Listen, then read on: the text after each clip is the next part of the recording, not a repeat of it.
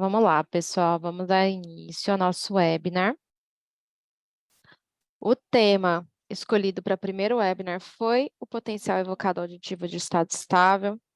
É um exame que ele já não é assim tão novo, mas é um exame que eu percebi que teve bastante pesquisa envolvida no passado, entrou a todo vapor, aí deu uma parada, e agora está voltando a ter várias pesquisas, a ter grandes procuras.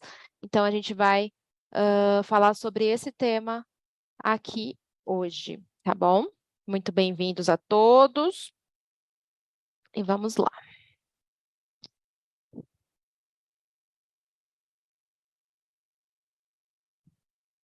Então, para quem não me conhece, eu sou Marina Panelli, tá bom? Eu sou fonoaudióloga e mestre pela Faculdade de Odontologia de Bauru, a Universidade de São Paulo, a FOB-USP, especializando em audiologia clínica pelo IEA, e eu sou coordenadora de suporte clínico e treinamento aqui na Interacústicas do Brasil.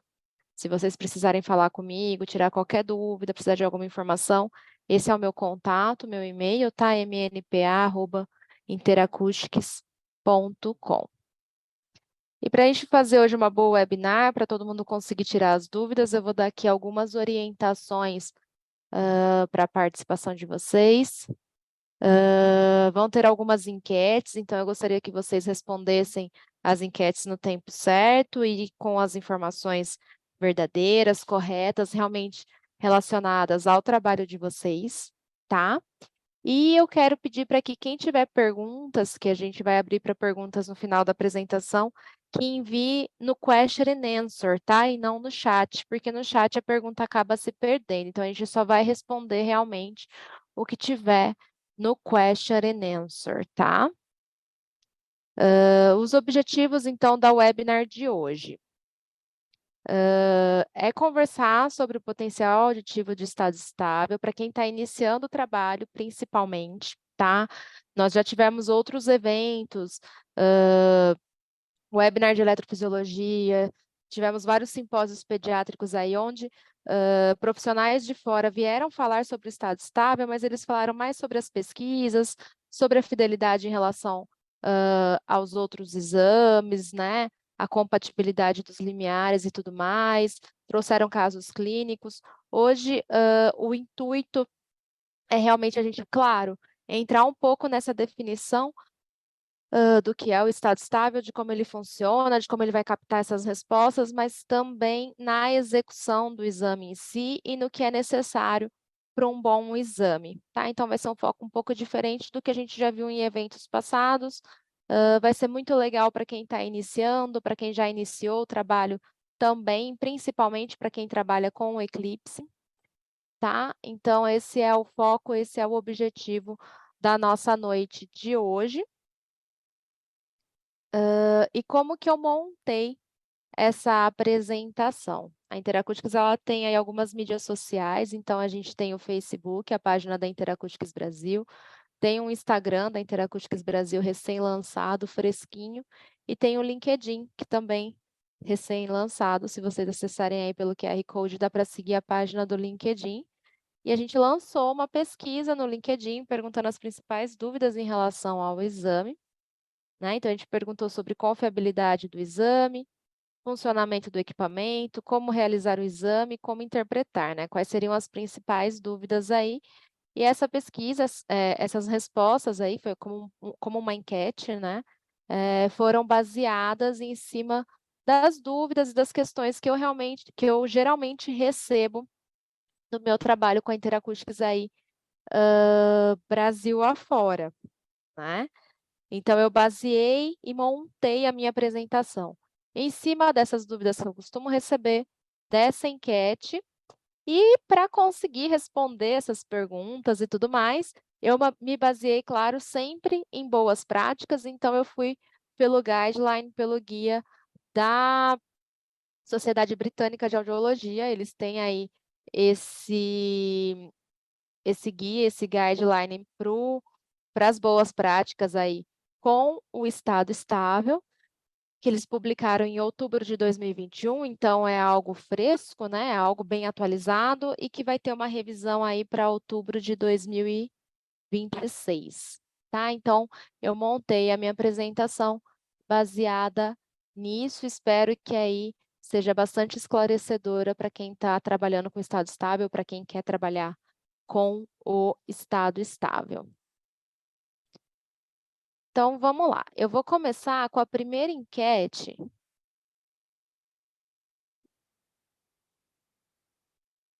E eu vou lançar para vocês aqui na tela. Vocês estão conseguindo ver a enquete?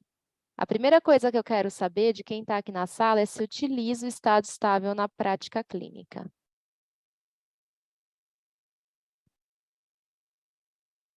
Eu vou deixar a enquete aqui uns segundinhos para vocês conseguirem responder, tá?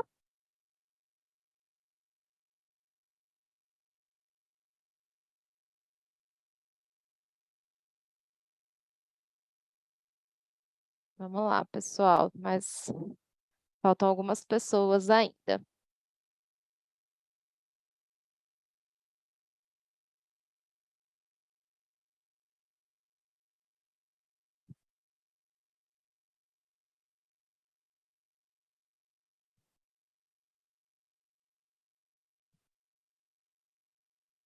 Eu vou encerrar e vou compartilhar aqui com vocês. Então, a gente tem aqui 47% utilizando o estado estável e 53% que não utiliza o potencial evocado auditivo de estado estável na prática clínica. Tá meio a meio aí, né? Tá crescendo cada vez mais a introdução dele na prática clínica.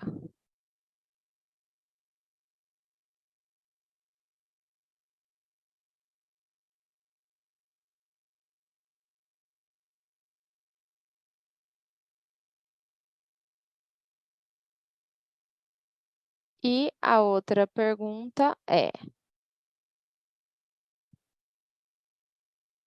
você confia nos resultados do estado estável do seu equipamento?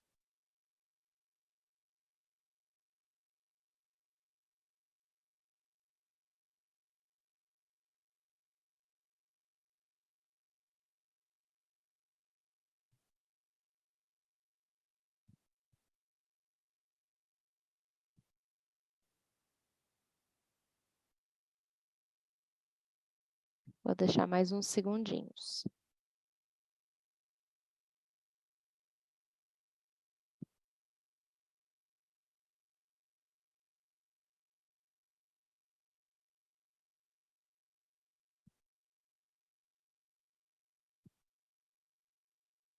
Vou finalizar aqui e compartilhar com vocês.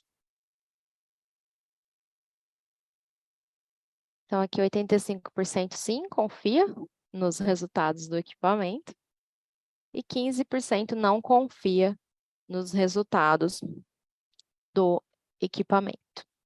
Quando eu lancei, inclusive, a pesquisa no LinkedIn, eu coloquei essa opção de confiabilidade, porque eu vejo que muitas pessoas não confiam ainda nos resultados que o estado estável traz, principalmente aí em relação a, por exemplo, uma comparação com o comportamental, enfim.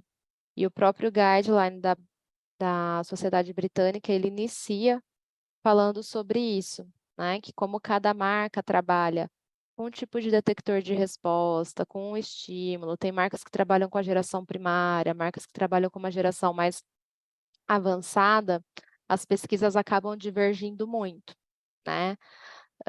Mas mesmo assim, o que as pesquisas têm mostrado é que cada vez mais o resultado está muito fidedigno ao que realmente tem que ser ali em relação ao limiar, né? Então, a tecnologia ela tem sido trabalhada cada vez mais para a gente conseguir ter essa confiabilidade no exame, e é um exame que, junto de um cross-check, ele acaba ajudando muito no diagnóstico, principalmente da perda auditiva infantil e de bebês e crianças pequenas que não conseguem ter, a gente não consegue aí ter uma resposta comportamental. Deixa eu parar de compartilhar aqui a enquete. Então, vamos lá. Então, o que é o potencial evocado auditivo de estado estável, né?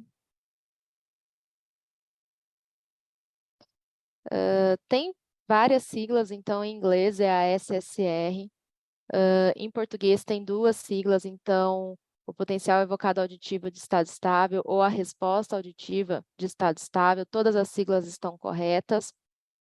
Se trata do mesmo exame.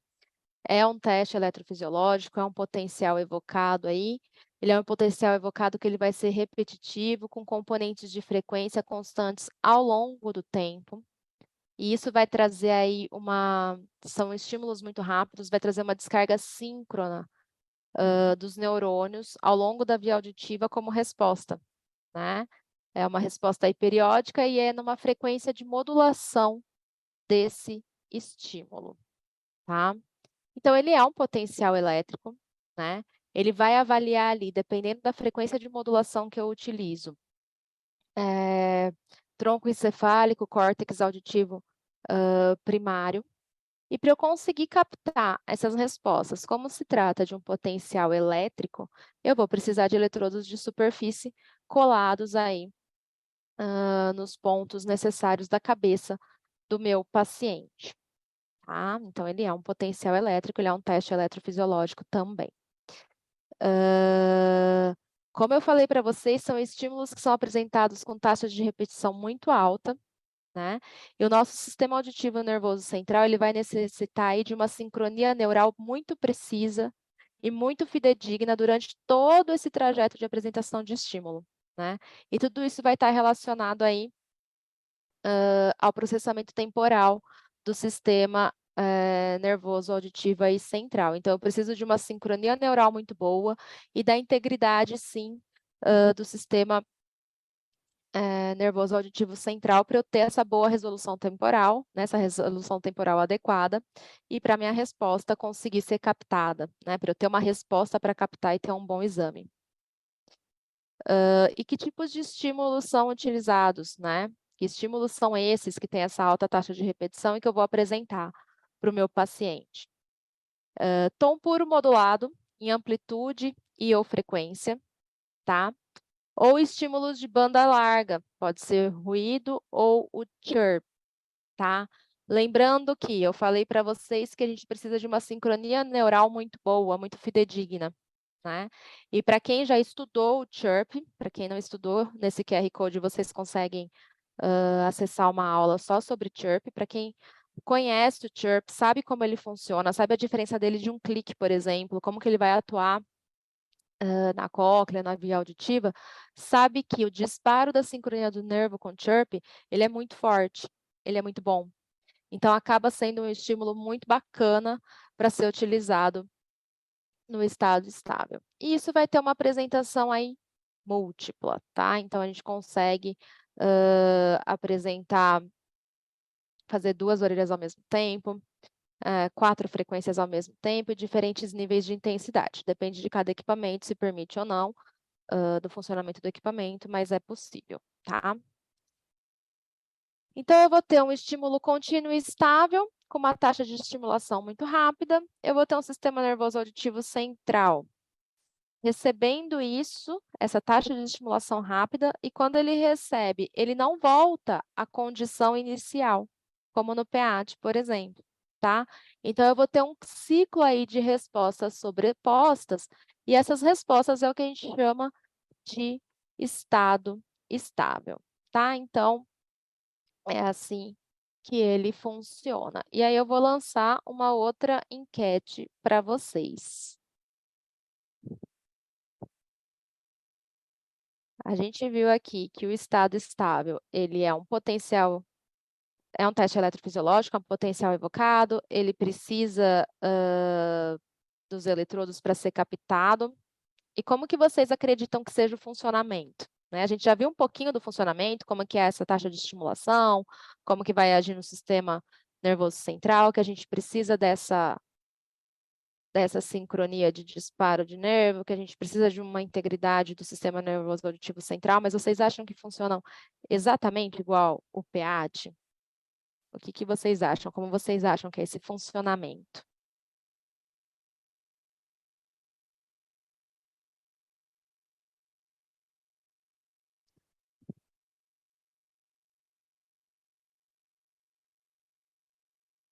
Vou esperar mais um pouquinho, ver se tem mais alguém para responder. Faltam algumas pessoas. Pode participar, pessoal. É anônimo, não dá para ver quem respondeu o quê. Fiquem tranquilos.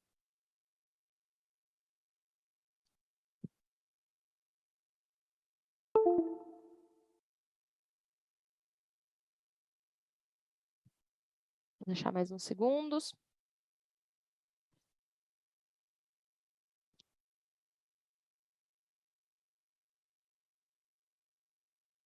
Finalizar aqui e compartilhar com vocês os resultados.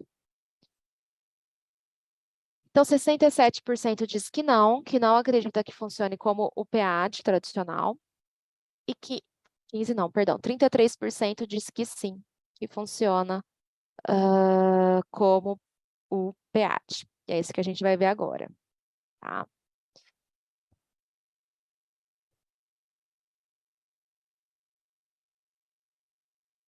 E antes da gente ver como é esse funcionamento, eu vou lançar mais uma perguntinha para vocês. Não funciona igual o PAD, tá? Só respondendo a primeira enquete. Então, agora, nessa segunda pergunta qual é a análise realizada no estado estável? É uma análise no domínio do tempo, latência e amplitude? Ou é uma análise no domínio da frequência, coerência de fase e amplitude?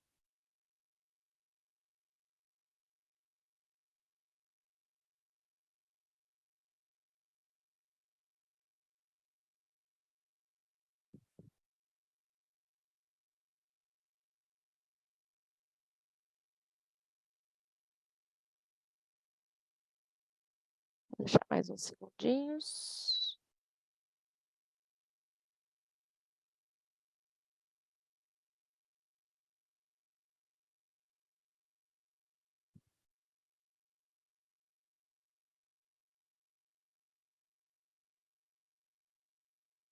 Vou fechar a enquete e compartilhar com vocês, tá? Então, aqui, 91% diz que é uma análise no domínio de frequência e 9% uma análise de domínio no tempo, latência e amplitude. Então, vamos lá.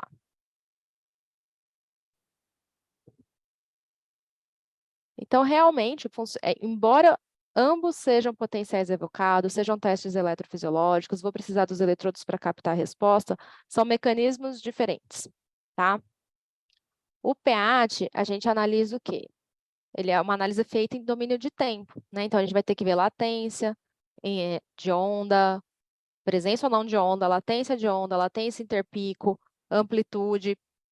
Com essas informações, né, eu fazendo essa análise no domínio do tempo, verificando essas latências, eu vou conseguir ver como que está essa via auditiva de cóclea a tronco encefálico, né? Então, esse é o objetivo aí do BERA, e é dessa forma que eu vou fazer a análise. Tanto é que no gráfico são plotadas aí as ondas, né? As ondas tradicionais aí, geralmente de 1 a 5, a gente vai verificar principalmente latência de onda 1, 3 e 5, e os intervalos interpicos aí entre eles. No estado estável, a gente não vai ver uma onda plotada no gráfico, a gente não vai ter que procurar onda 1, 3, 5, ficar procurando o limiar enquanto eu tenho presença de onda 5. Ele funciona diferente do PEAT, né? Embora sejam aí testes eletrofisiológicos, potenciais evocados, o funcionamento dele, a forma dele estimular essa via e dele receber a resposta dessa via e analisar essa resposta é diferente do PEAT, tá? Então, é uma análise feita no domínio da frequência. A gente vai ter que ver uma coerência entre fase e amplitude. A gente vai ver mais para frente que tem outros fatores determinantes também. Mas, de forma geral, é isso. Eu faço uma análise no domínio da frequência e não do tempo, tá? Então, são coisas realmente aí diferentes que funcionam de formas diferentes, tá? Então, para a gente entender um pouquinho melhor o estado estável, eu vou começar com vocês aqui pelo guideline da Sociedade Britânica. A gente não vai ver o guideline inteiro, é um guia de 43 páginas, é muito bom. Quem quiser ler ele inteiro, tem várias informações, tem todo o passo a passo ali para as boas práticas, além de informações muito úteis e muito boas. Eu vou pegar aqui alguns recortes que vão de encontro às dúvidas que eu recebo e a como a gente vai executar esse exame, tá? Então, começando aqui, é uma resposta no domínio da frequência, né? Então, como eu falei, a gente pode utilizar aí tom modulado em amplitude e frequência, ou chirp, por exemplo, como estímulo, tá? Para apresentação de estímulo, é uma taxa de estimulação muito rápida. E a resposta é vista no que a gente chama de frequência de modulação, tá? Porque é uma resposta em domínio da frequência. Então, eu vou poder aí ter resposta de 500 a 4, né? Eu vou analisar, geralmente eu vou estimar o limiar para 500, 1, 2 e 4. Então, por exemplo, se eu vou testar uma audição em 2.000 Hz, eu vou mandar esse estímulo, eu vou estimular o tom de 2.000 Hz modulado a 80 Hz, por exemplo, tá?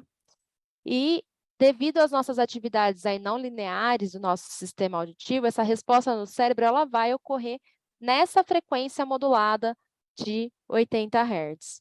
E aí vai ser verificado magnitude, fase, harmônico, vão ser aí verificados diversos fatores, vão ser aplicados testes estatísticos de ser realmente uma resposta verdadeira e ser determinado ou não como limiar. Então, percebe a diferença de um PEAT? No PEAT, a gente não iria analisar dessa forma. A gente realmente vai ver aí no domínio de tempo, questão de latência. Aqui não, tudo vai partir de uma frequência modulada, tá? E qual que é a aplicação clínica do estado estável, então, né? Quando que eu vou poder utilizar, quando eu devo utilizar o estado estável na minha prática clínica? Eu posso utilizar ele para estimar o limiar em todas as idades, né? Mas é claro que eu vou utilizar, por exemplo, em bebês onde bebês e crianças pequenas, principalmente, né? Onde eu não consigo aí fazer testes comportamentais, e lembrando que sempre vai ser junto de todo um cross-check, então de uma emitância, das emissões, do próprio Bera, né? Eu vou ter um cross-check para poder analisar isso depois. Posso fazer em adultos? Posso. Um adulto, ele vai me responder uma audiometria normalmente, mas existem adultos com comprometimento que não é possível. Então, o estado estável é muito bem-vindo também nessas questões. Eu tenho que ter uma cautela muito grande em casos de espectro da neuropatia auditiva, quando se trata de estado estável, tá? E lembra que eu falei que existe a frequência de modulação, vai ser uma análise feita aí no domínio de frequência. E eu posso ter essa frequência de modulação em 90 Hz ou em 40 Hz. Os estudos lá atrás começaram em 40 Hz, mas 90 Hz é uma frequência de modulação muito bacana. Por quê? Porque ela não vai... Eu consigo, por exemplo, fazer em qualquer idade. Pode estar dormindo, pode estar sedado. Então, eu consigo pegar os bebezinhos mais novinhos, as crianças pequenas. Em 40 Hz, eu já tenho uma resposta aí melhor com o... Aí teria que ser uma criança mais velha, né, para ficar paradinha, ou um adulto acordado, tá? Então, em 90 Hz, eu posso utilizar o estado estável, por exemplo, na triagem auditiva neonatal, né? Hoje é usado com muito mais frequência emissões autoacústicas e o PEAT automático, né? Mas já tem aí algumas pesquisas utilizando o estado estável na questão da triagem auditiva. E, como eu falei, junto de todo um cross-check, eu posso utilizar aí para o diagnóstico de perda auditiva também e para estimar esses limiares, no sono natural ou na sedação. E em 40 Hz, eu consigo realmente aí, com crianças mais velhas e adultos acordados, para a questão de estimar o limiar, tá?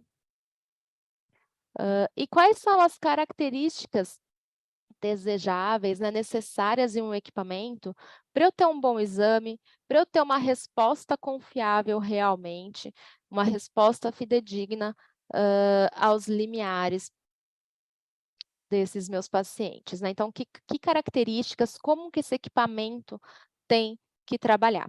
Então, como eu falei para vocês, hoje no mercado, cada marca tem a sua forma de trabalhar, não é algo padronizado, então a análise pode ser diferente do Eclipse de um outro equipamento, os testes estatísticos são diferentes e os estímulos são diferentes. Então, sempre que vocês forem estudar, é bacana que vocês conheçam o equipamento de vocês, como que ele trabalha, como que é esse estímulo, para vocês buscarem estudos para se basear que tenham esses mesmos parâmetros, ou até que tenham sido feitos com o mesmo equipamento. Tá? Então, vamos ver aqui no geral o que a Sociedade Britânica preconiza, o que tem que ter um equipamento para a gente ter um bom exame, tá? Então, estímulos, né? Os tons modulados, os tons puros modulados, aí eles apareceram nas abordagens iniciais, né? Lá atrás, quando começou a questão do estado estável. E tinha uma variedade de abordagem e testes estatísticos, né? É o que Sininger chama de sistemas de primeira geração, né? Quando começou. Alguns problemas foram observados nas pesquisas feitas com esse tipo de sistema, né? E principalmente no que diz respeito a limiares normais ou perda auditiva de grau leve, tá? Com o tempo, os sistemas foram avançando, surgiu o chirp, por exemplo, como estímulo, e não só o estímulo, né? Não só a possibilidade de outro estímulo fez com que isso avançasse, como também a forma de analisar a resposta, os testes estatísticos utilizados e as estratégias de teste também melhoraram e avançaram muito, né? Que são esses sistemas agora dessa geração, digamos assim, que Sininger relata que são mais adequados e mais precisos, né? Mais adequados porque vai ser mais rápido o exame, né? Principalmente pensando em bebê em sono natural, que não pode acordar, então quanto mais rápido e confiável, claro, melhor, e vai ser mais preciso no resultado, mais confiável no resultado, tá? Então, esses novos sistemas. Falando, então, agora de cada pedacinho aí do equipamento, o que ele tem que ter para ser adequado, né? Vamos pensar no estímulo. Como eu falei para vocês, podem ter os tons modulados, que tinha mais lá na primeira geração, tinha aqueles problemas encontrados aí com perda leve ou limiares normais, e surgiu a questão da família Chirp, né? Então, tem alguns estudos aí que mostram, tem um estudo de 2007, por exemplo, que mostra que os testes são bem mais rápidos e que eu tenho uma maior relação sinal-ruído. Um estudo de 2016, de Lee e colaboradores, mostrou maior precisão de teste nos sistemas de estado estável com chirp quando comparado a sistemas de estado estável com tons modulados, né? Então, a gente já vê essa diferença realmente de geração. E um estudo de 2013 fez uma comparação entre o Narrowband Set Chirp e o Tony Pip, que é um outro tipo de estímulo, e mostrou que com o Set-Chirp, o Narrowband Set-Chirp, os testes foram mais rápidos e mais precisos, tá? É claro que as pesquisas não podem parar, tem que ter cada vez mais pesquisa com o Chirp para a gente ter cada vez mais confiabilidade desses resultados, mas tá aí no guideline como uma solução bacana, um estímulo muito bacana para realizar o estado estável, tá? E também os algoritmos de análise, né?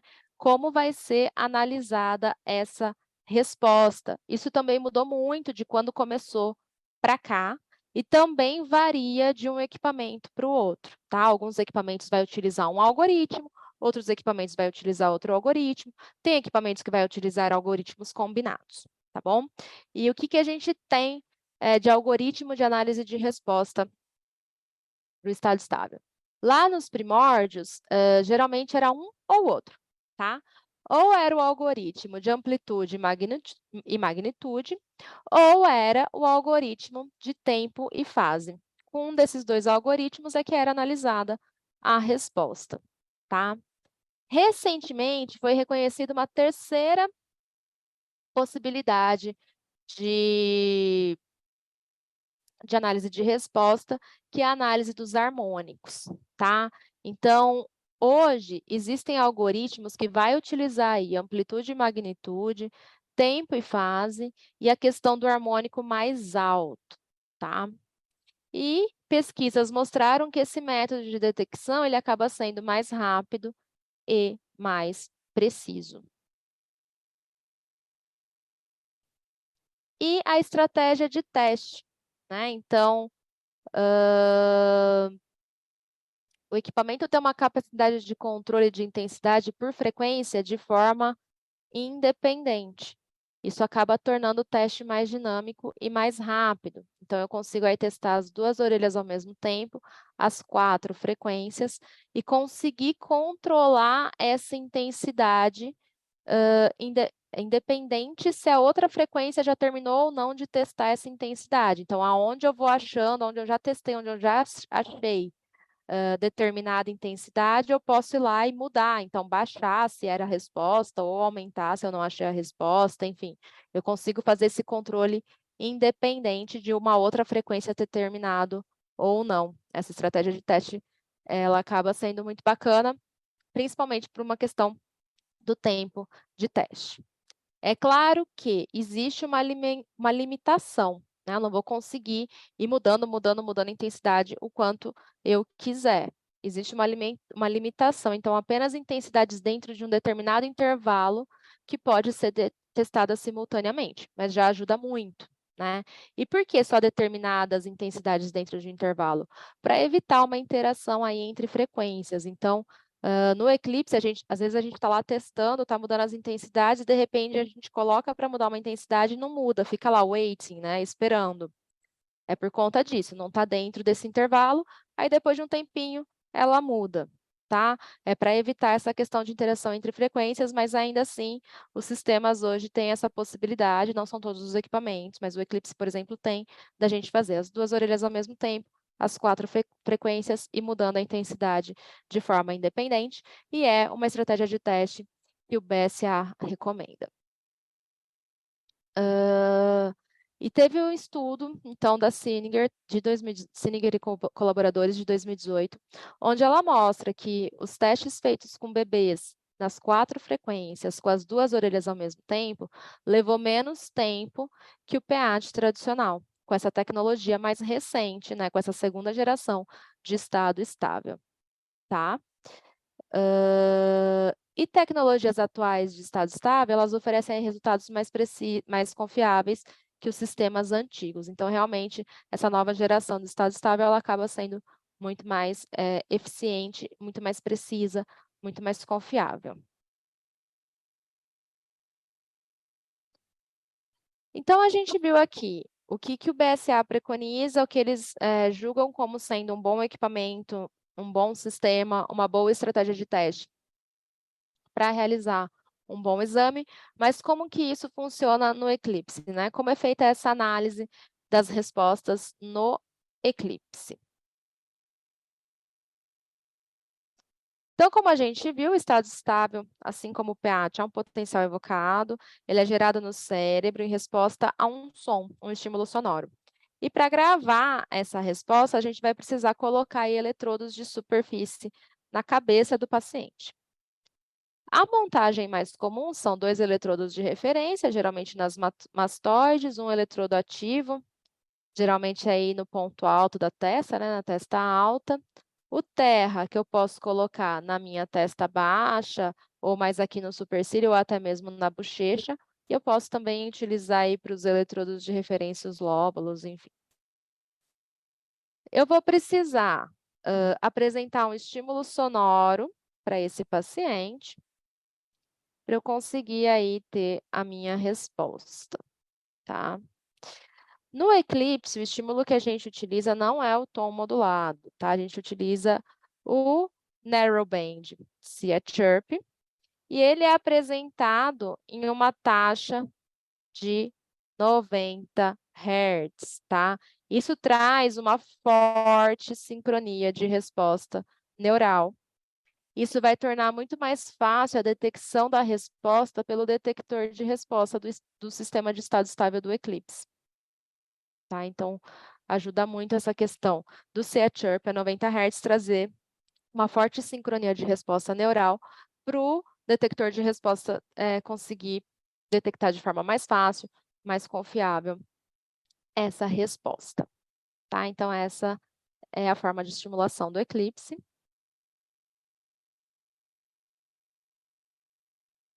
E O equipamento, ele, de potencial evocado, ele vai gravar essas atividades ao longo do tempo, enquanto está procurando uma resposta. E se uma resposta auditiva estiver presente, né, ela deve atingir um nível de certeza antes de ser classificado realmente como resposta, tá? E é aí que entram esses algoritmos de detecção de resposta e esses testes estatísticos. Então, uma das formas... Opa, perdão, me adiantei aqui no slide. Uma das formas da gente... Um dos algoritmos, né, uma das formas da gente verificar essa resposta, existiam dois métodos lá nos primórdios, né, como a gente viu nos guidelines, mas um deles é comparar o tamanho da resposta, né, como a gente está vendo aqui, por exemplo, com o ruído de fundo. Aqui no cinza a gente vê o ruído de fundo. E isso é chamado de base de magnitude ou amplitude de detecção, tá? E a outra forma é analisar o tempo de resposta em comparação com o tempo de estímulo, tá? E isso vai ser chamado de detecção de fase, tempo ou fase, tá? E a resposta do estado estável vai ser dada uma vez que um desses critérios foi atendido e, após ser atendido, é verificado estatisticamente. Então, vai depender, o equipamento utiliza o primeiro que eu mostrei, né? Então, o estado estável clássico, ele utiliza magnitude ou amplitude, então é feita toda essa análise na resposta, é aplicado testes estatísticos, e eu tenho ali a minha resposta.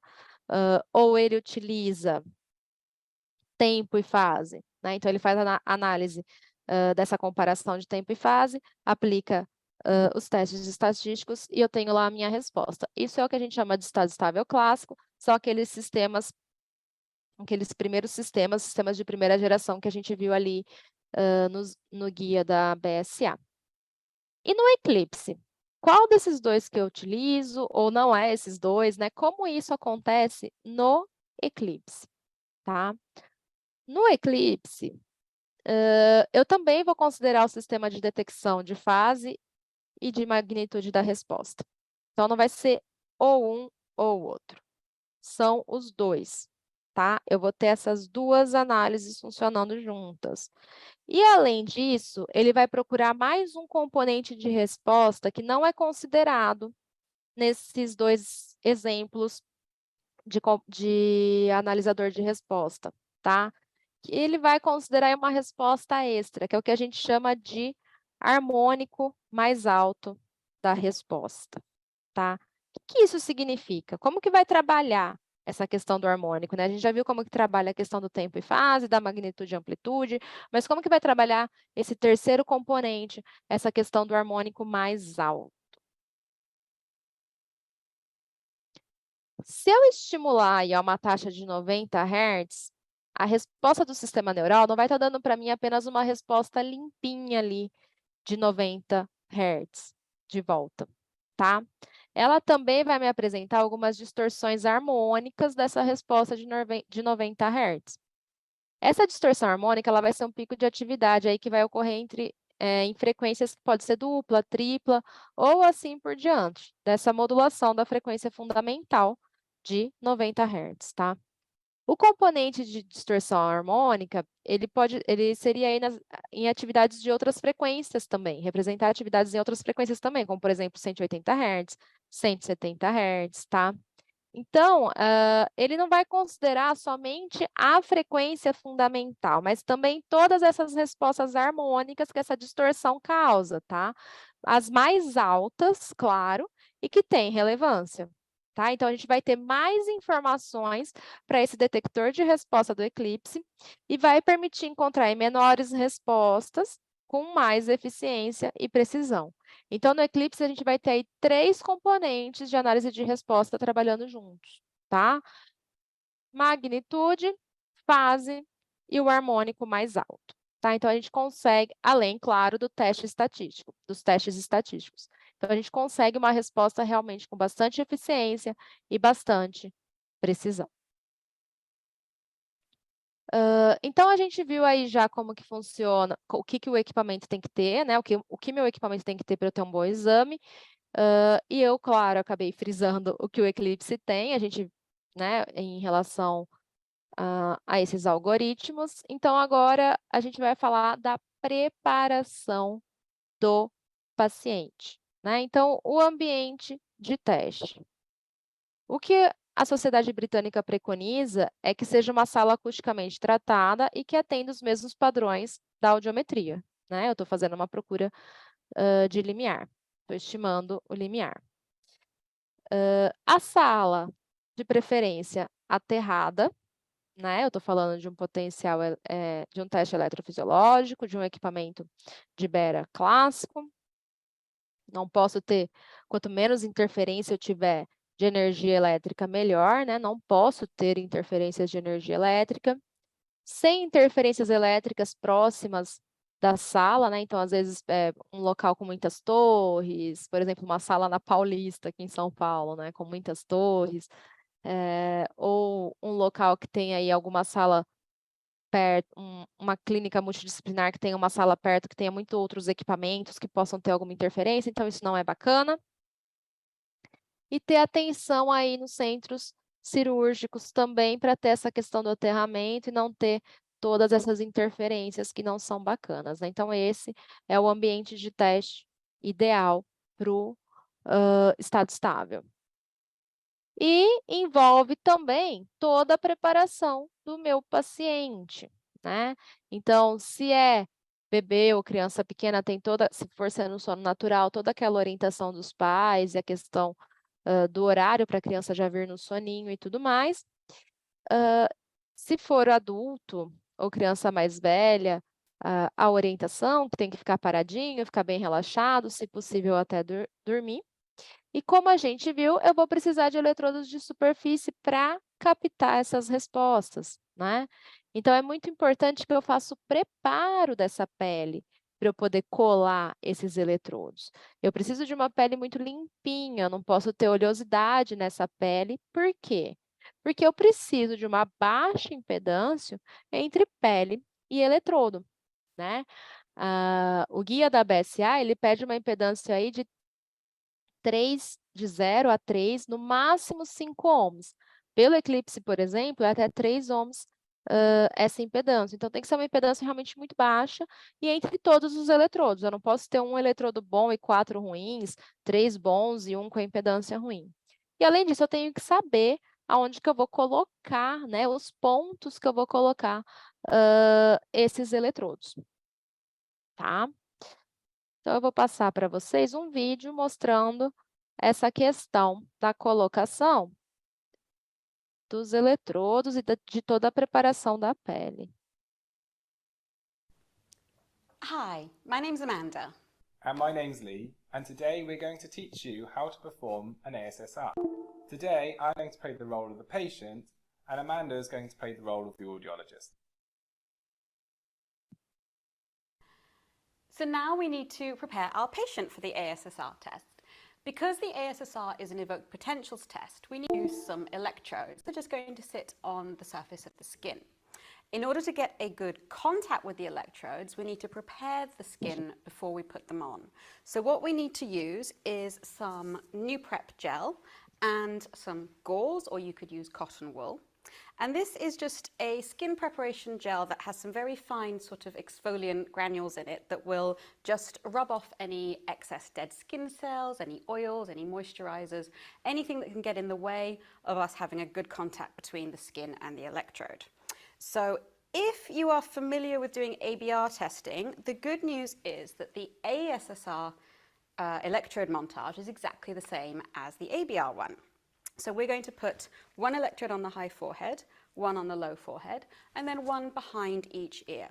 You could also use the earlobes as well. So we've got our Nuprep gel. You don't need much, just a tiny little blob. And we're going to start by just wiping the high forehead position there. You don't need to do a huge, great expanse, just the area where your electrode is going to be situated, but make sure you cover enough that it will cover where the electrode will go.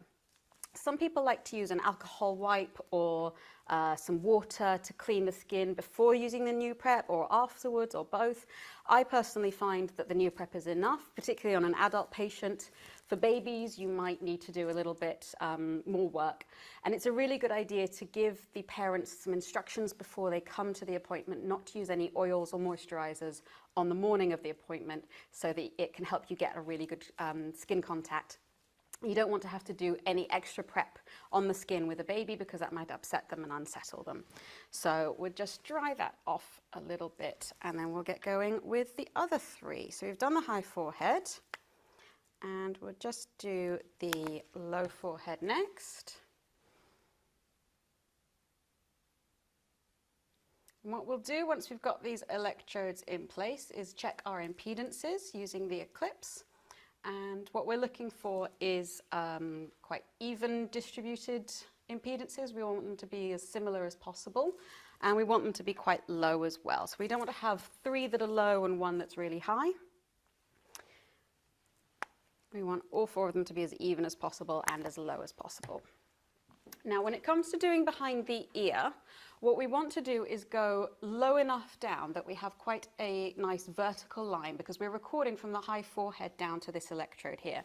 The higher up it is, the more horizontal that line becomes. We want as vertical, as upright as possible.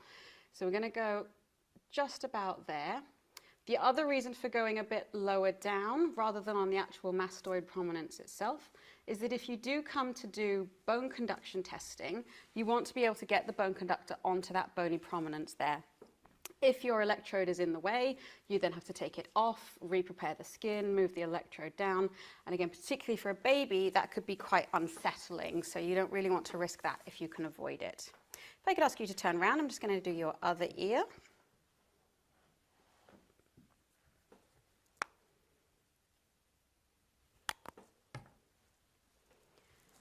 One last one behind here.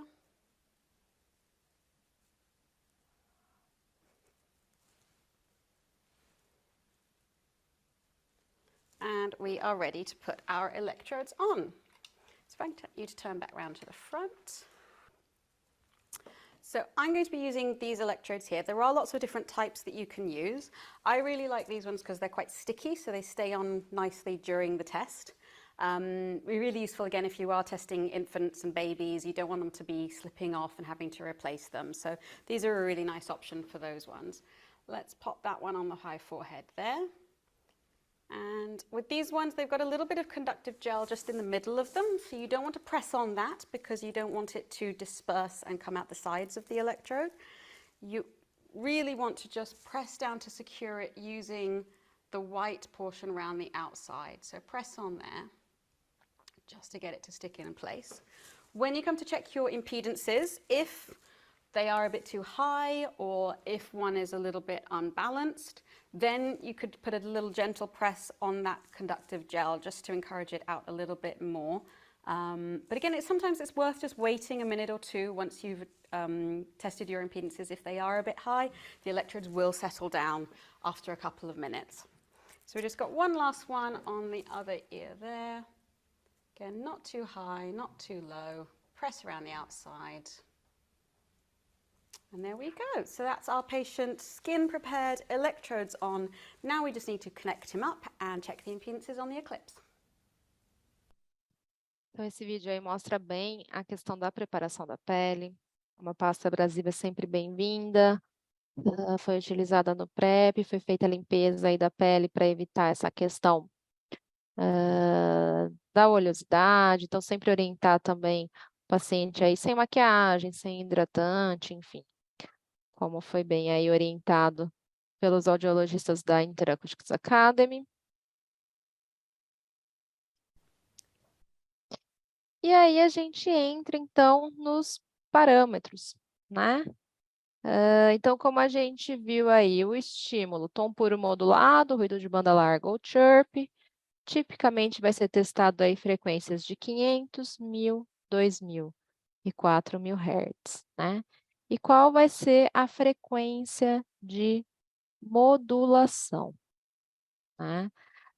A gente viu que os sistemas aí, as primeiras pesquisas foram em 40 Hz, depois já surgiu aí o 90 Hz, mas o que acontece de diferente, né? Entre uma frequência e outra, né? Quando usar uma, quando usar outra? Perdão. Em 40 Hz, os sítios geradores de resposta vão ser os próximos aí de média latência no PEAT. Né? Então, quando eu utilizo essa frequência de modulação em 40 Hz, os meus sítios geradores de resposta eles são próximos aos de média latência. Né? E, por exemplo, num bebê recém-nascido, para fazer o estado estável, a gente sabe que o MLR, essa média latência dele, ela é imatura. Né? Além disso, o MLR ele é afetado pelo estado do paciente. Né? Eu não consigo fazer uma média latência, por exemplo, num paciente dormindo, sedado. Né? Ele precisa estar acordado. Então, eu acabo conseguindo usar essa frequência moduladora de 40 Hz, como eu falei lá no início, né? Com crianças maiores de 5 anos, por exemplo, e com adultos aí, acordados. E a frequência de modulação de 90 Hz, né? Os sítios geradores de resposta aqui nessa frequência de modulação, eles vão ser próximos aí ao da curta latência do PEAT. Então, não é necessário, não é afetado pela idade, né? Como o MLR, por exemplo, então eu consigo fazer em bebezinhos mais novos e também não é afetado pelo estado do paciente, pode estar dormindo, pode estar sedado, né? Então, eu consigo utilizar aí em todas as faixas etárias. E o nível de rejeição, né? O nível de rejeição de artefatos. O que o BSA preconiza? Mais ou menos 20 microvolts em bebês dormindo na frequência de modulação de 90 Hz, ou mais ou menos 40 microvolts em crianças mais velhas e adultos acordados quando eu estou utilizando uma frequência de modulação de 40 Hz, né? É claro que eu sempre vou verificar também os protocolos e as recomendações do fabricante do equipamento que eu estou utilizando, tá? Então, aqui, só para vocês verem, essa é a tela do software do Eclipse, por exemplo, e ele me traz algumas possibilidades aqui, né? Então, frequência de modulação em 90 Hz, em 40 Hz, em criança ou adulto. E se eu entro aqui no protocolo, ó, eu vejo que eu posso preconizar a acurácia ou velocidade, qual é o fone que eu vou usar, qual é o protocolo, a frequência de modulação, né? Aqui, por exemplo, uma criança 90 Hz, e aqui eu tenho o nível de rejeição. Ele vem como 40 microvolts, eu posso mudar a intensidade, enfim. Então, esse é o protocolo. Aqui a gente tem um protocolo agora para o adulto. O adulto acordado, então a gente vê que aqui a frequência de modulação ela é em 40 Hz, tá? E o nível de rejeição está em 40 microvolts, mas eu também posso mudar isso, como posso mudar os outros parâmetros também. E aqui para o adulto dormindo, a minha frequência de modulação ela é de 90 Hz, e o meu nível de rejeição de 40 microvolts, também posso fazer as mudanças. O Eclipse, assim como todos os outros equipamentos, ele vai ter o protocolo dele de fábrica, a maioria dos equipamentos possibilita edição de protocolo, mas sempre lembrando, né? Vamos editar protocolo sabendo o que está sendo editado, no que isso vai me ajudar no exame e sempre em cima de algo publicado e tendo a normalidade desse protocolo publicado em mãos. Tá? E aqui, procedimento e análise, então. Né? Então, a gente vai ter alguns descritores de resposta, então, uma resposta clara, né? Clear response, vai ser o CR, aí uma resposta clara, ela é identificada, por um critério estatístico de 95% ou 99%. Então, quando eu tenho 95% ou 99% do resultado do teste estatístico dessa resposta, ela é considerada a resposta, o que a gente chama de resposta clara, tá? Posso ter também o RA, que é a resposta ausente, e posso ter também uma terceira questão, que seria uma resposta inconclusiva, um exame inconclusivo. Isso ocorre geralmente quando eu tenho um ruído excessivo ou quando... opa! Ou em relação também ao tempo do teste. Como eu estava falando com vocês, a gente vai ter aí o que a gente chama de resposta clara, que é as que vão passar aí nos testes estatísticos, com critério de 95% ou 99% de certeza da resposta, a resposta ausente ou a inconclusiva, tá? Então, a gente vai usar para a resposta clara a sigla CR, para a resposta ausente a sigla SRA e a inconclusiva. Existem dois caminhos bem bacanas para a gente fazer o teste, porque embora pareça tudo muito automático, é claro que a gente vai ter que analisar essas respostas e tudo mais. Se a gente for pensar aí num princípio geral, né, existe uma tomada de decisão, né, um caminho para tomada de decisão bem simplificado. Esse caminho ele foi feito para frequência modulada de 90 Hz e com o bebê dormindo, tá? Então, para outros, para 40 Hz, uma criança mais velha acordada, ou adulto, enfim, teria que utilizar outro parâmetro, tá? E nesse caminho aqui a gente vai ter algumas legendas. Então, por exemplo, quando aparecer RN, isso quer dizer ruído residual, tá? NRA é o critério de ruído para resposta ausente. Se uma resposta ela se tornar significativa aí, né? Estou fazendo meu exame, eu tenho uma resposta significativa em menos de 1 minuto. É bacana que eu repita essa intensidade, tá? O estímulo inicial do meu teste, eu vou escolher a partir do BERA ou de outros testes aí do meu cross-check, da minha hipótese, da minha suspeita. Quando eu não tenho nenhuma resposta identificada, o BSA aconselha aumentar a intensidade em 20 dBs. E quando ela é identificada, eu posso reduzir em 20 ou 10 dBs até que nenhuma resposta seja observada. E depois eu estabeleço aí os limites utilizando os passos de 10 ou 5 dBs, tá? Se a gente for olhar aqui o caminho simplificado, eu vou dar o start no meu teste, vou começar. E aí, a resposta foi detectada com mais de 95% de certeza, né, do teste estatístico? Se sim, é uma resposta clara, né?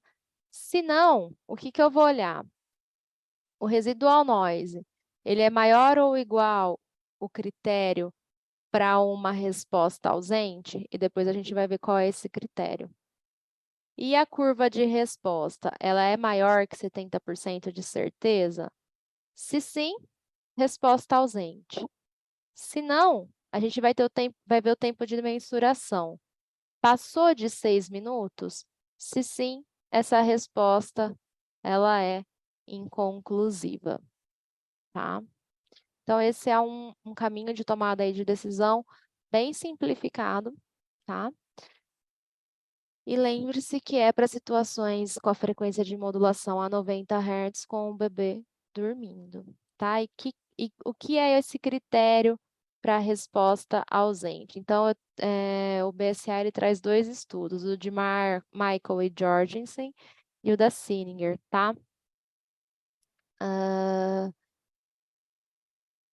Tem um estudo aí que vai tomar como critério para RA, né, o primeiro estudo, em torno de 10 nanovolts, tá? Então, a resposta ausente, ela pode ser, por exemplo, de 12 nanovolts, desde que o valor de certeza da resposta não seja superior a 70%. E no estudo da Sininger, ele traz como critério para a resposta ausente menor que 15 nanovolts e certeza de resposta menor que 50 nanovolts. Ambos estudos também foi feito na frequência de modulação de 90 Hz, tá? E com o bebê dormindo. Então, para se basear em 40 Hz na frequência de modulação, outras situações, crianças mais velhas, adulto, não dá para seguir. Tem que ver tem que procurar outros estudos ou até realizar novos estudos, tá? E aí, a gente tem um caminho, eu passei para vocês um caminho mais simplificado, mas a gente tem esse caminho expandido aí que foi descrito pelo Michel e pelo Jorgensen em 2017. tá? Então, só para vocês entenderem aonde é que a gente vai ver, né, a questão do ruído residual e a estatística de porcentagem de certeza, pelo menos no Eclipse, tá? Aqui é a tela do Eclipse, é um exame rodando, eu tenho aqui orelha direita, orelha esquerda, tenho as frequências, então 500, 1000, 2004. Esse cinza pintadinho aqui é o ruído de fundo, aqui é a resposta, né? Quando ela fica verdinha, ela foi atingida. Aqui é o nível de porcentagem e aqui é o tempo. Pode ver que ele vai até 6 minutos. E aqui na lateral, eu tenho para cada orelha e cada frequência, qual é a intensidade que está sendo pesquisado, ó, running, e se tivesse alguma intensidade na espera, estaria aqui. Aqui a gente está fazendo num protocolo de 40 Hz, por exemplo, está indicado aqui embaixo e está indicado aqui em cima, ó, adulto acordado. E aqui embaixo, vai sendo preenchida essa tabela conforme o teste vai rodando, tá? Então, por exemplo, aqui para a orelha direita, eu tenho frequência de 500, de 1000, 2000 e 4000. E aqui eu tenho o residual noise, ó, em nanovolt, por exemplo, aqui para 500, 100% do nível de resposta, 88 nanovolts. Para 1000, 53% de certeza de resposta, 53? 53% de certeza de resposta, 80 nanovolts, e assim por diante, tá? E o exame está rodando. Então, é aqui que eu vou olhar esses parâmetros, que eu vou analisar esse exame para eu seguir esse caminho aí de tomadas de decisão, seja o simplificado ou esse aqui mais expandido que eu vou mostrar para vocês. Deixa eu só tirar esses controles de cima para eu conseguir enxergar. Então, a gente vai dar o start no teste, vai iniciar o teste. A resposta detectada tem mais de 95%? Se sim, o tempo de mensuração foi maior que 1 minuto? Se não for menor, foi menor que 1 minuto, eu repito o teste e vejo se a resposta detectada foi maior ou não que 95%. Se foi, joia, resposta clara. Se for já maior que 1 minuto, eu não preciso repetir, atendendo a esses critérios, é uma resposta clara. Se eu não tive uma resposta com mais de 95% de certeza, eu vou ver o tempo de mensuração, se está maior que 6 minutos. Se sim, inconclusivo, tá? Se não, aí eu vou ver a relação sinal-ruído, se ela é maior ou igual que o critério de NRA, mais 20%, tá? Se sim, eu tenho uma resposta com curva maior que 70% de certeza?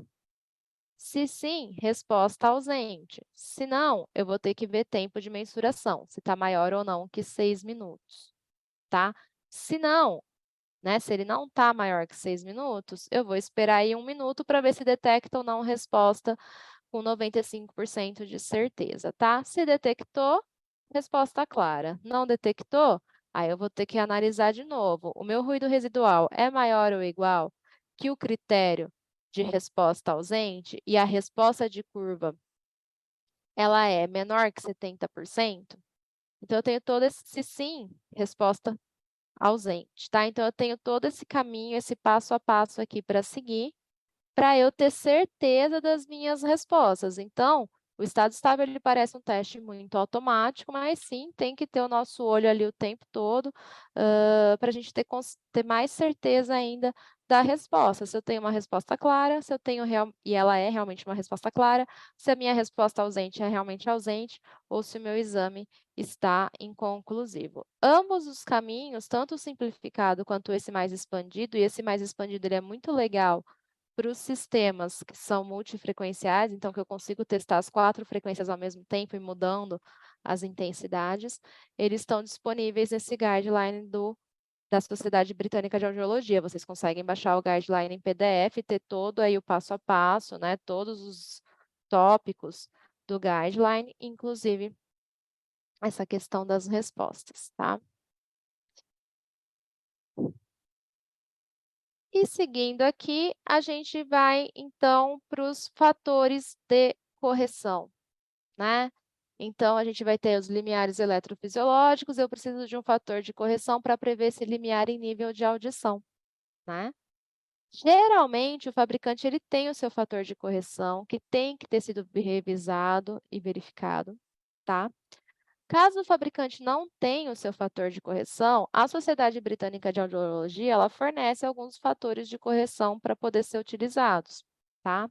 E a gente consegue encontrar tanto esse quadro que eu coloquei aqui para vocês, que é o de sugestão da BSA, no próprio guideline que eu utilizei para a apresentação, como a gente consegue encontrar com mais detalhes e mais discussões dessa avaliação em um outro guideline da Sociedade Britânica também. Então, no site da Sociedade Britânica, vocês têm acesso a todos os guidelines de todos os exames aí de audiologia, tá? Então, a gente tem esse quadro, por exemplo, aqui, que é sugerido pela Sociedade Britânica para estado estável,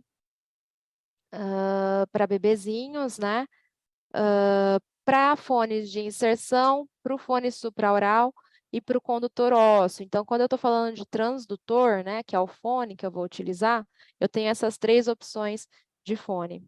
O fone de inserção é sempre a melhor opção, pensando em interferências, pensando no volume do condutinho do bebê e tudo mais. Porém, nem sempre é possível utilizar um fone de inserção, dependendo da anatomia desse bebezinho, de alguma anomalia, enfim. Então, a gente tem essas 3 opções de fone.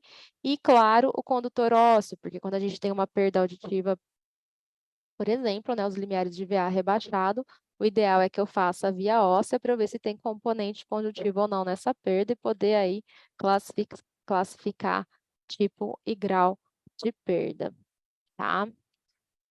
Vocês estão vendo aqui que para 500 Hz, por exemplo, no condutor ósseo, a gente não tem fator de correção, porque no estado estável não é aconselhável fazer a via óssea, a gente não consegue fazer a via óssea em 500 Hz por conta de interferência, tá? Na frequência específica, né, do beta tradicional, é possível, sim, em 500 Hz, fazer via aérea e via óssea. No estado estável, não dá.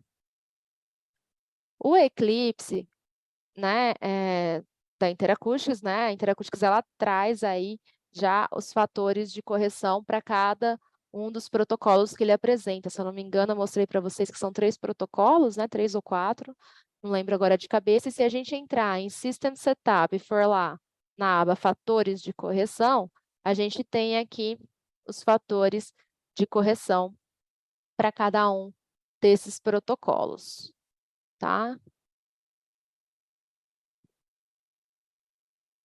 Que a gente observa aqui que fator de correção, independente do fabricante ou do estudo, geralmente, para as frequências mais graves, eles são maiores do que para as frequências mais agudas. Se eu quiser, ó, se eu clicar aqui em New, eu consigo mudar esses fatores de correção, tá? Mais uma vez, tudo que eu mudo em protocolo, eu tenho que saber o que eu estou mudando, por que eu estou mudando, como isso vai me ajudar, e ter um parâmetro para analisar, tá? A partir do momento que vocês mudam alguma coisa aqui, a gente já não se responsabiliza mais pelo resultado, por isso que vocês têm que ter a base para saber esse resultado. E quando eu faço o meu estado estável, então eu mostrei para vocês aqui uma tela dele sendo feito, né? Assim, é dessa forma que vai rodando o exame. Aqui, por exemplo, eu achei em 65, eu já poderia baixar e ele ia rodando, enfim. Eu tenho essa aba aqui, ó, audiograma. Nessa aba, já vai sendo plotado o resultado e já vai sendo corrigido.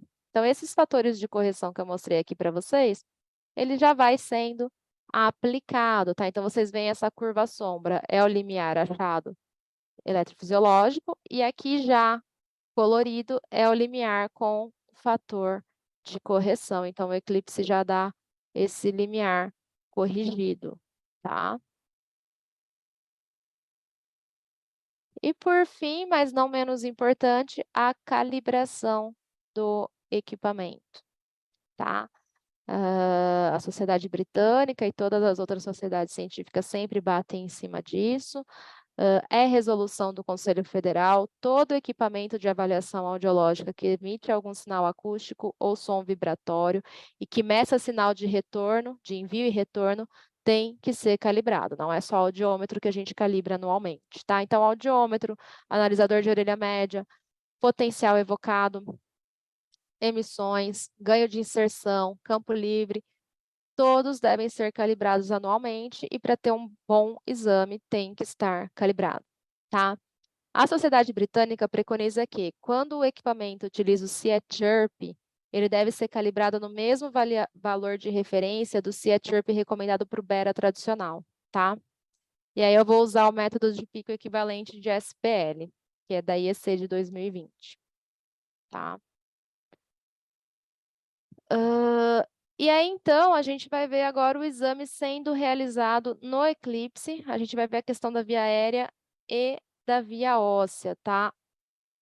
Esse vídeo eu não tive tempo de traduzir. Quem traduziu para mim foi o Ângelo. O Ângelo vocês ainda não conhecem, ele é um fonoaudiólogo. Ele entrou esse mês para o time da Interacústicas Brasil. Vai estar aí no time de suporte e treinamento.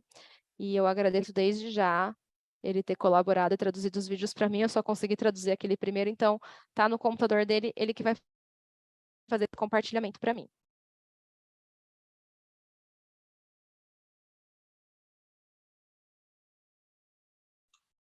Está aparecendo o meu compartilhamento já? Tá sim. Tá sem som.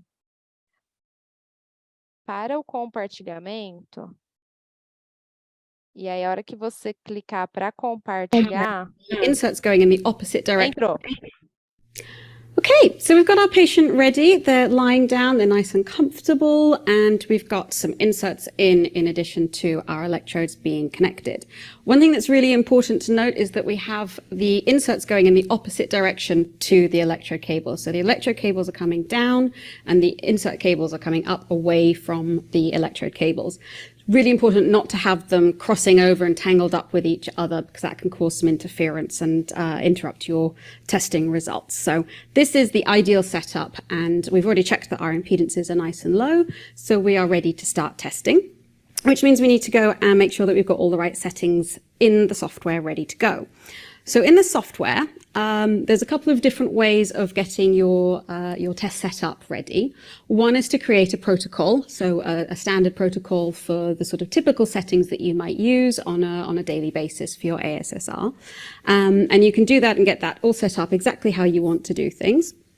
However, you can also then go into the temporary test setup settings and make some adjustments. So I'm going to go into there, and here we can see a number of different options, and it's really important that we get these right for the test that we want to do.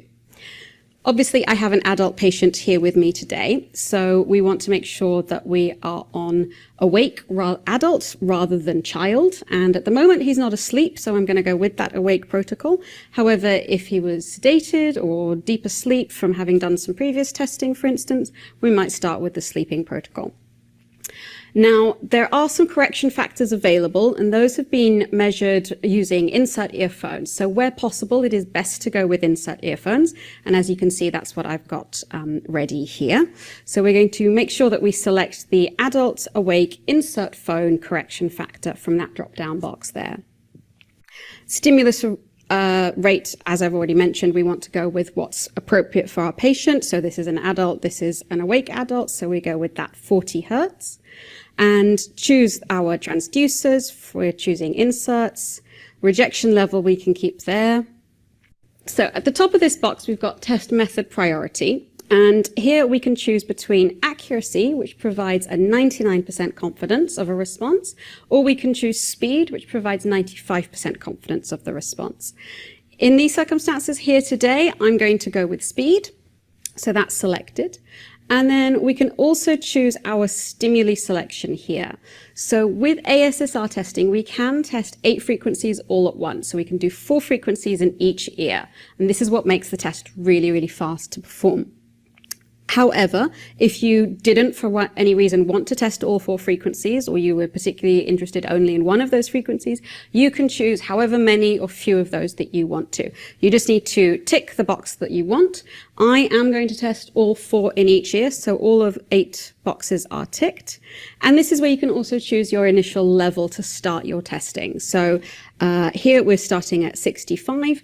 Again, you might choose differently depending on the clinical information that you have available about the patient. If you've already got some information about their hearing levels, you might decide to adjust this accordingly. However, 65 is a nice comfortable level to start at if you don't have any information already available. So we'll go with 65 on both sides. Now I can just press OK. And over on the left-hand side of the screen here, you will see what is running and what is waiting. So each of the 4 frequencies in each ear, it will tell you which one is currently testing, and then it will tell you which one you've got lined up to go next. At the moment, we haven't started our test, so none of them are running, but all 4 in both ears are waiting to perform a level of 65. Down at the bottom here, we can see the stimulus rate. And again, we're on that adult awake 40 hertz, which is what we want because our patient is an adult and they are awake. However, if he does go into a deep sleep throughout the test, I can switch to the other one midway through. It won't interrupt your testing. So it's a really nice option to have available there. Now we can see at the top of the screen, we've got the EEG. And you might notice that that's a little bit noisier than you would see on an ABR test if you're familiar with doing ABR testing. And that's just because we haven't applied any filtering the way that we do with an ABR test. So don't worry if it looks a little bit more jittery than you're used to. That's how it should look for the ASSR test. Okay, so I've got all my test settings ready to go. We've got our patient ready to go. Now we can just press start and we will see the data start to be collected. Now what we have on the screen here is 8 different rectangles, one for each frequency in each ear. And we will see a black line start to climb up. That black line is labeled at 65 because that's the level that we are measuring at each frequency at the moment. When that black line, so that's the likelihood of the response being present, when that reaches the top of the box, that means that it has been confirmed as being present, it will turn green. And if the testing ends without it reaching the top of the box, then it will turn red.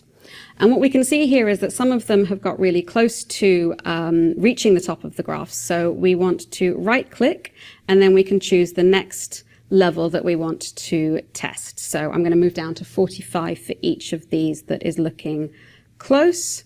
You can right click on the ear and select a new level for all 4 frequencies, but I prefer to do it manually just so that I'm sure of what each one is doing.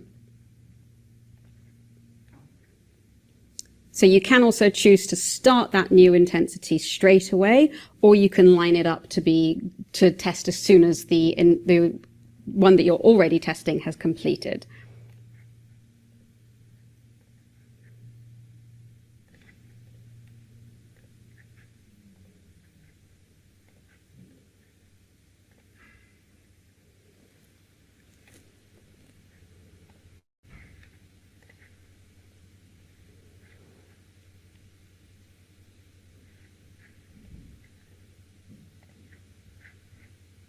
So our 2 kilohertz on the left has sort of passed at 65 and 45. So now I've got it going at 25.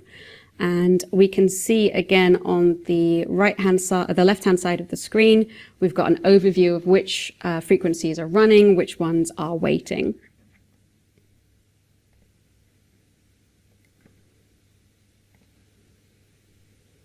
Now, sometimes there will be a degree of upward spread of masking, which will mean that if one level at one frequency hasn't completed, it won't let you start a certain range below it for another frequency. So we can see that on the right-hand side where 500 hertz hadn't completed at 65, it wouldn't let me start 4000 and 2000 at 25. But as soon as that 65 had completed, it did set the lower levels going straight away. Another option that we have available to us is to extend the test time. So we're getting nice strong responses come through for this patient here, which is fantastic.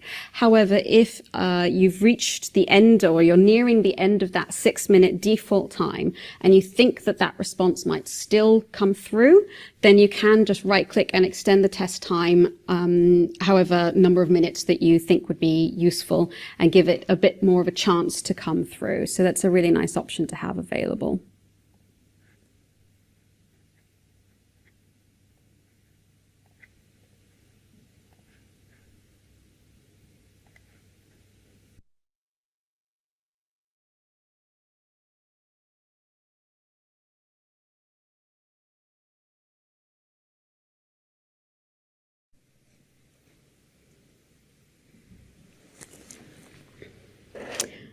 Okay, so I can see that something has happened here. Now, it's given me a warning that everything is being rejected because of a high EEG, and we can see that the EEG at the top has gone really square, really red.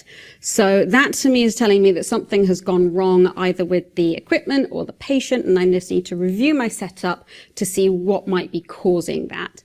The first thing to check is our electrodes and our impedances. So I'm just going to check that they are all still in place. And I can see that the left one has come off. So I'm just going to put that one back on, and we'll just give it a little press, make sure that it's stuck back on nicely. And then because that's come off and I've put it back on, I'm just going to check the impedance again.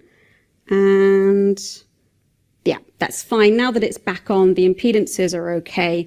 So if your impedance had been a bit high because it had come off, it might be that it had dried out. So you might need to replace it with a new electrode. But in this case, we're lucky enough that we didn't have to do that. We didn't have to re-scrub the skin. So now that that's back on, the software has automatically started the test running again, which is fantastic. No lost time. At the bottom of the screen, we can see a series of green boxes. And this is telling you about the residual noise, which is also denoted using the gray shaded area that is sort of decreasing down and going along each graph throughout the test. And this again is really useful information to guide you as to whether you need to extend your test time, or whether, if the response isn't coming through, whether it's just worth giving up on that level and increasing, going higher to try and find something that is present. It's a matter of sort of judging the residual noise versus what that black line is doing. If it's going along the bottom of the screen and the residual noise is really low, that's an indication that you're not really getting anywhere with that particular level. Whereas if the black line is going up and it's just the residual noise is quite high, that's an indication that maybe you want to extend your testing time, because that response it looks like it's coming through, but we need to get that residual noise down a little bit lower before the response gets accepted. So we can see so far everything has gone green except for 500 in each ear. And that's not uncommon. 500 is often the most difficult one to get through in ASSR and ABR. So what we're going to do is just give this a little bit more time. Each 25 level has only been going for just about 2 minutes. So we've got a default of 6 minutes. We can give it that long. We can extend that time as well if we need to. And we've got, at the bottom of the screen, you can see the residual noise values that are live for those levels that haven't yet been recorded. And we can see the ones that have been recorded for the levels that have passed so far.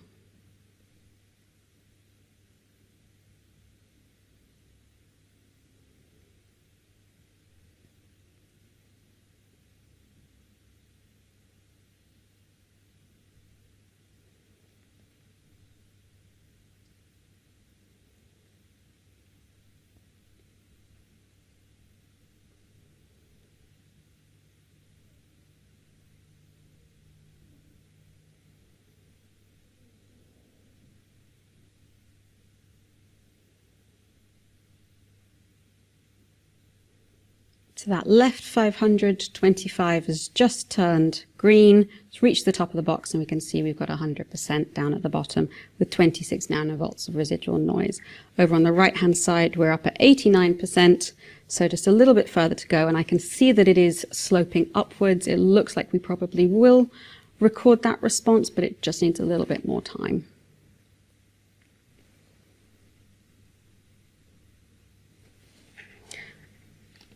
During the test, we can click on the audiogram tab, and we can see that this has populated automatically throughout, and it's really nice to be able to switch backwards and forwards live in between the audiogram and the ASSR tab. At the moment, that right 500 is still not complete, so it has populated according to the last level, or the lowest level that we have successfully recorded so far. And if that 25 does come through and goes green, then we should see that there we go. The audiogram has just changed live for me, very handy. And we can see here that we've got 2 lines on our audiogram. We have a gray line with letters A in between them, and then we've got our blue and red crosses and circles, which is our traditional audiogram symbols.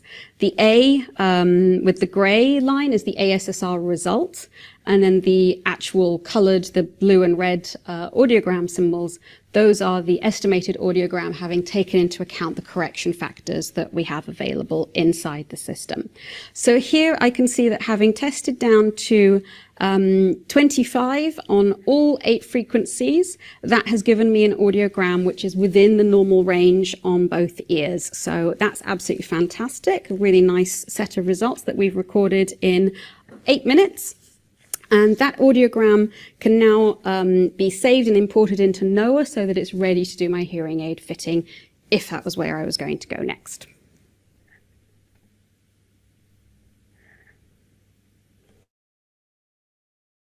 Agora, pessoal, o Ângelo vai compartilhar com vocês um vídeo sobre a via óssea, tá?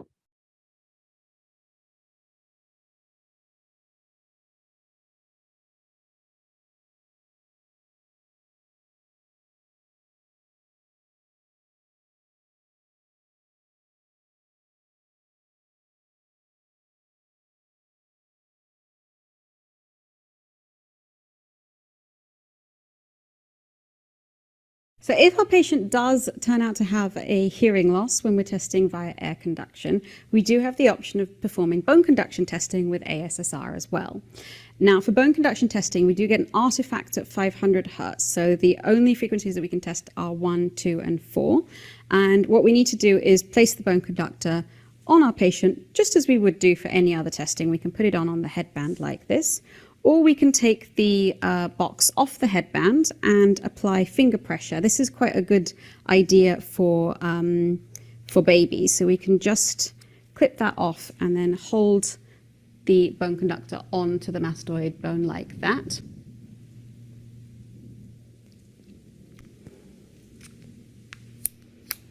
So in this case, I'm going to put it on standard. So we're just going to slide that on there. Make sure that it's on that bony part just behind the ear there. Really important that we don't let the bone conductor touch the electrode because we will get some interference there.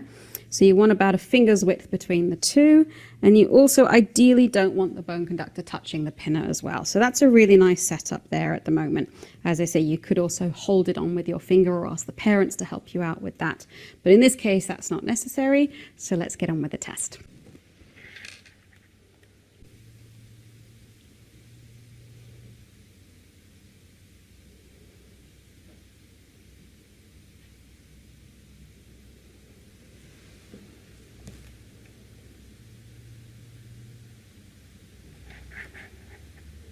So just like with our air conduction, we can right click and choose the next intensity level that we want to go to.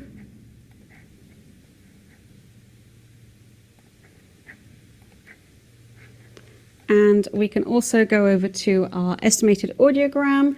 As our bone conductor is on the left ear at the moment, we can see that our audiogram has populated the 4 kilohertz, which is the result that we have recorded so far. I can see that 1 kilohertz has just come through at 30 as well.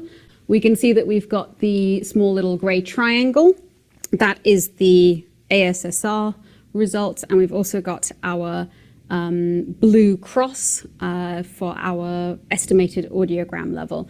Now, we don't have correction factors for bone conduction, so they are overlaid on top of each other, which is why it looks like there's a faded bit in the middle of that X. So let's go back to our ASSR screen, and I can see that we are still doing a little bit more testing here.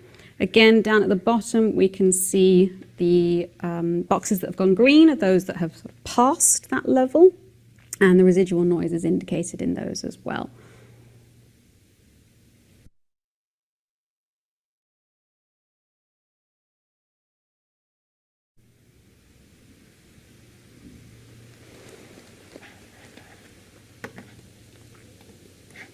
So now we can see that 4 kilohertz has passed the level at 10. So we can go back to our estimated audiogram, and we can see that 1 kilohertz and 2 kilohertz are still at the most recent levels that have passed, which is 30. Our 4 kilohertz has passed at 10, so that's dropped down. And we'll keep an eye on our level of 10 at 1 kilohertz and 2 kilohertz to see if they pass as well.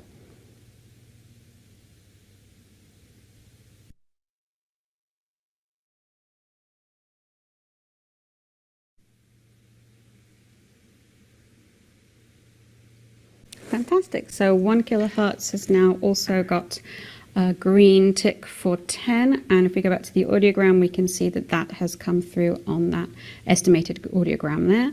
We're still waiting for 2 kilohertz. That's still got the level of 30 because that's the one that has the lowest level that has been successfully recorded.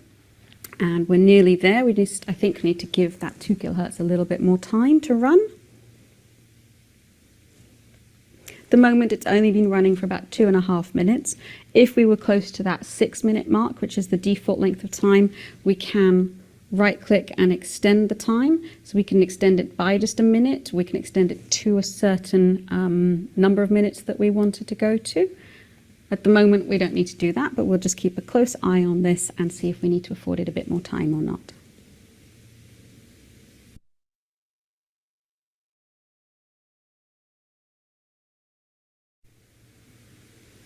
So we're nearly at the 6-minute mark. Now we need to make a decision about whether we extend this one or whether we stop this level and go slightly louder.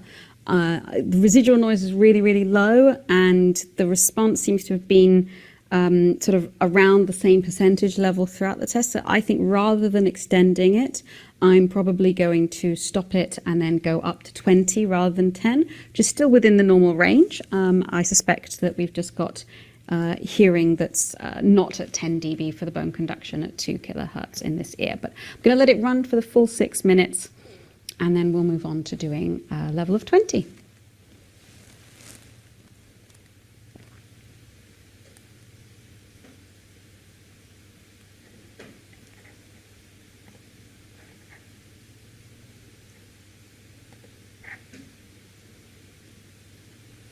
So we can see that the 10 level has turned red because we've reached the end of the time.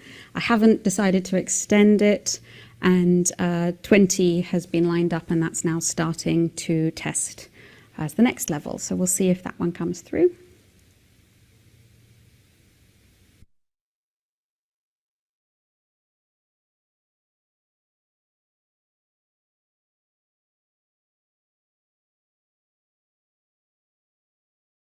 And there we have it. So we didn't manage to record an ASSR response at a level of 10 for 2 kilohertz, but we have managed to record it at 20. That one's gone green. So we can jump back to our audiogram, and now we can see that all 3 of those frequencies in that bone conduction recorded on the left side, so it's plotted onto the left audiogram. Those are within the normal range, and we can finish our testing there.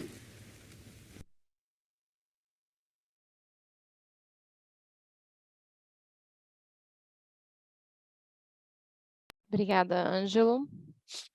Bom, pessoal, então essa foi a execução do teste pelo Eclipse, né, no Eclipse, para via aérea e para via óssea.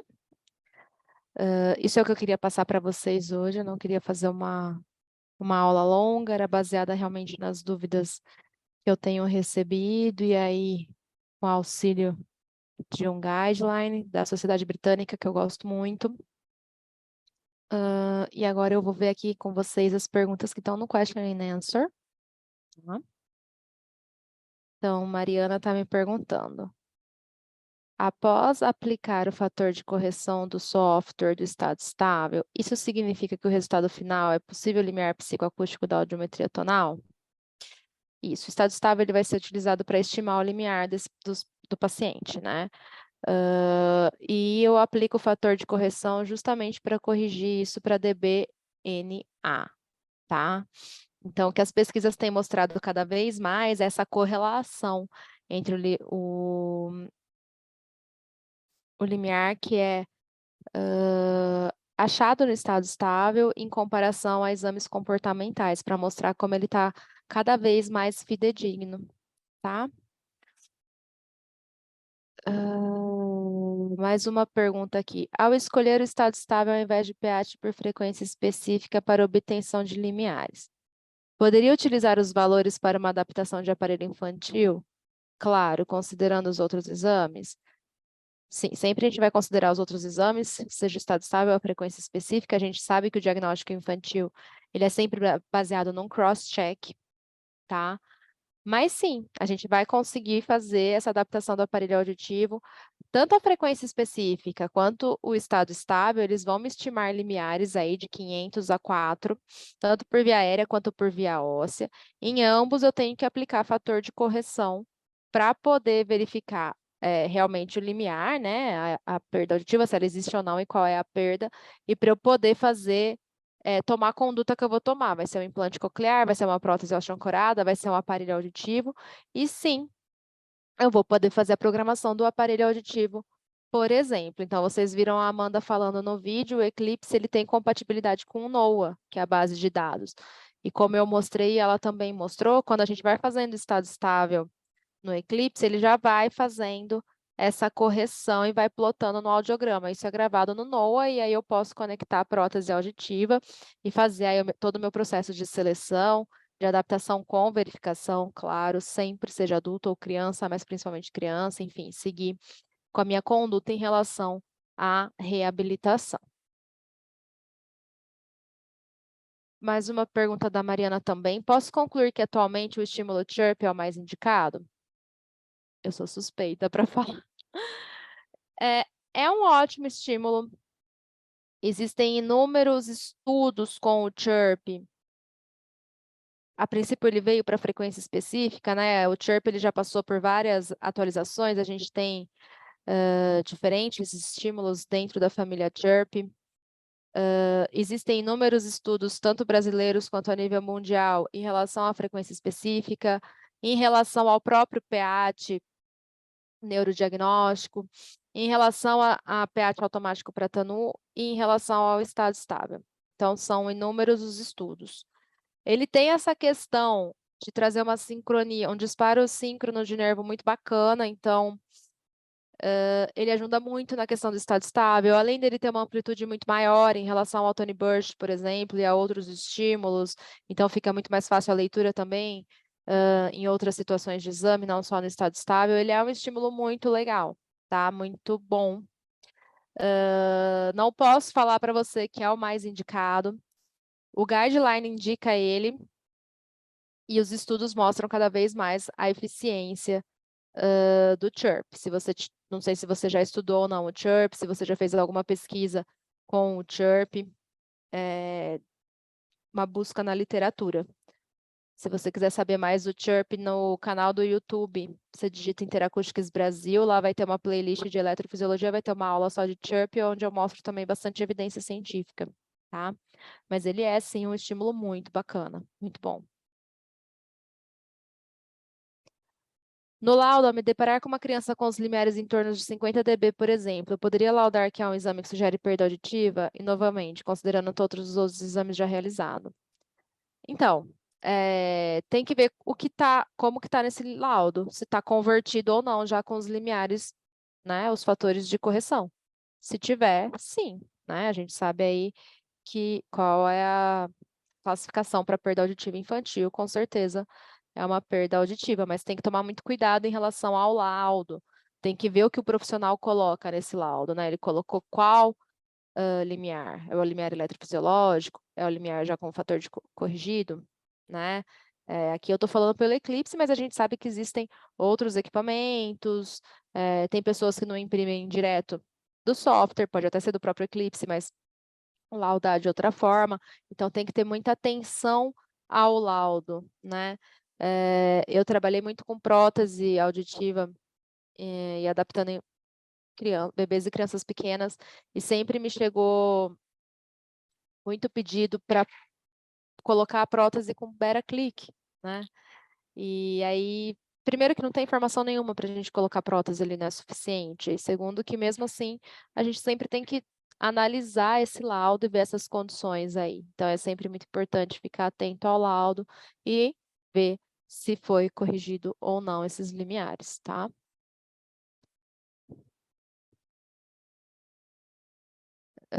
Você tem algum exemplo de resposta inconclusiva? Uma pergunta da Patrícia Mello. Eu não tenho nenhum exemplo aqui, né? Como vocês viram ali nos videozinhos, o exame sendo feito, a gente vai ter ou uma resposta verde ou uma resposta, né, de ok, é a resposta, ou uma resposta vermelha, né, de não é resposta. Mas isso é o que eu falei para vocês. Se a gente for se basear só nisso, nessa questão automatizada, a gente nem sempre vai ter um bom exame. É aí que a gente pode seguir aquele caminho que vocês conseguem baixar no guideline do BSA. Então, para a resposta ser inconclusiva, a gente tem que ver as informações que eu tenho, tanto de tempo, quanto naquela tabelinha embaixo, de ruído residual e de porcentagem da estatística, para poder classificar ela como inconclusiva ou não. Então, você vai pegar o que você tem ali de resposta naquela tabela, na tela de exame, no tempo, tudo certinho, e vai seguir aquele caminho para ver se ela é classificada como inconclusiva ou não, tá? No software, vocês só vão ter ou a resposta verde ou a resposta vermelha. Novamente, estou falando pelo software do Eclipse. Não sei dizer em softwares de estado estável de outras marcas, tá?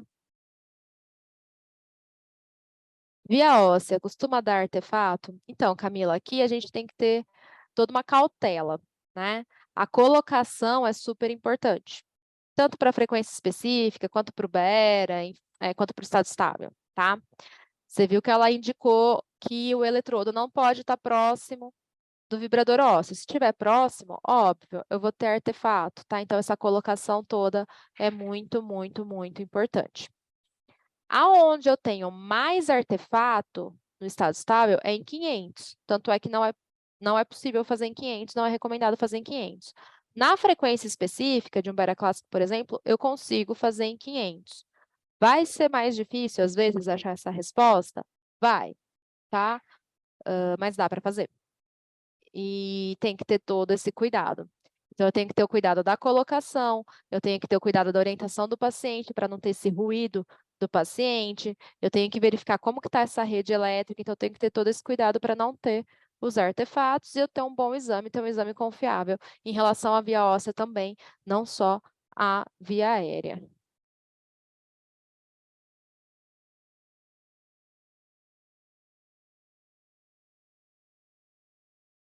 Deixa eu ver o que mais que a gente tem aqui.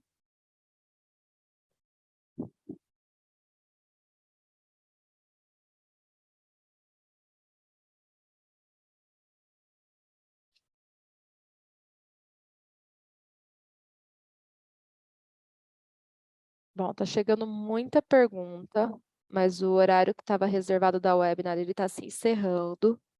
Como a gente divide o Zoom com a Daymont do México, eu não consigo ficar mais tempo online, porque vai ter uma reunião de lá e eles vão utilizar, tá? Só alguém me perguntou se a aula vai ficar gravada. A aula fica gravada, quem assiste ao vivo recebe certificado daqui a um tempo, e a aula gravada geralmente vai para o YouTube da Interacústicas Brasil, mas não tem data, tá? Não tem data certa para isso acontecer, mas fiquem ligados aí nas mídias sociais da Interacústicas que sempre sai um post se a aula foi postada ou não, ou no próprio canal da Interacústicas Brasil, tá? Tem mais algumas perguntas aqui sobre via óssea, mas infelizmente eu não consigo ficar mais tempo com a sala aberta, tá? Então, qualquer coisa, vocês têm o meu e-mail, que foi o que eu mandei e-mail, foi o que eu mostrei no início da apresentação, né? mnpa@interacústicas.com, e foi o que vocês receberam um e-mail hoje sobre a webinar. Vocês receberam do meu e-mail também. Vocês podem se comunicar comigo via e-mail, só fala que assistiu ao webinar, tudo que tem as dúvidas, tá? Peço desculpas por não poder ficar mais com vocês, mas aqui realmente tem essa questão de que a sala vai ser utilizada agora pelo pessoal do México. Eu espero que vocês tenham gostado da webinar, que aí venha a agregar na prática clínica de vocês. Agradeço a todos que ficaram até agora com a gente, aqui comigo e com o Ângelo, e a gente se vê numa próxima webinar, tá bom? Muito, muito obrigada e até mais. Boa noite e bom descanso para todo mundo.